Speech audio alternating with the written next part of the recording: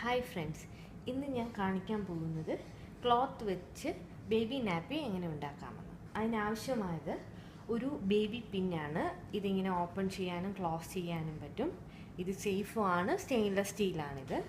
Then ഒരു white ക്ലോത്താണ് വേണ്ടത്. ഒരു 1 മീറ്റർ നീളത്തിലും വീതിയിലും മുറിച്ചെടുത്ത് ഇത് ഒരു മുണ്ടിൻ്റെ പീസാണ്. ഇതിൻ്റെ 4 ഭാഗവും ഇങ്ങനെ സ്റ്റിച്ച് ചെയ്താൽ വളരെ നന്നായിരിക്കും.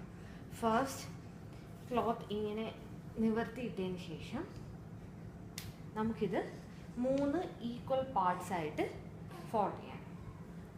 ഫസ്റ്റ്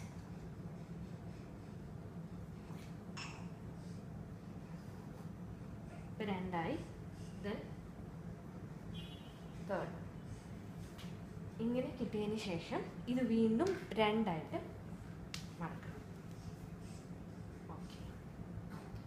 ഇങ്ങനെ മടക്കിയെടുത്ത് ഇപ്പോൾ ഒരു ഈ ഷേപ്പിലായതിൻ്റെ കോർണർ പോർഷൻ എടുത്തിട്ട് എങ്ങനെ ചെയ്യാം.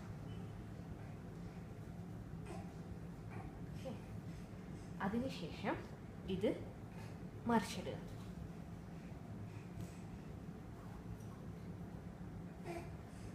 മറിച്ചിട്ടതിന് ശേഷം ഇതിൻ്റെ ഈ പാർട്ട് 3ആയിട്ട് ഫോൾഡ് ചെയ്യുക.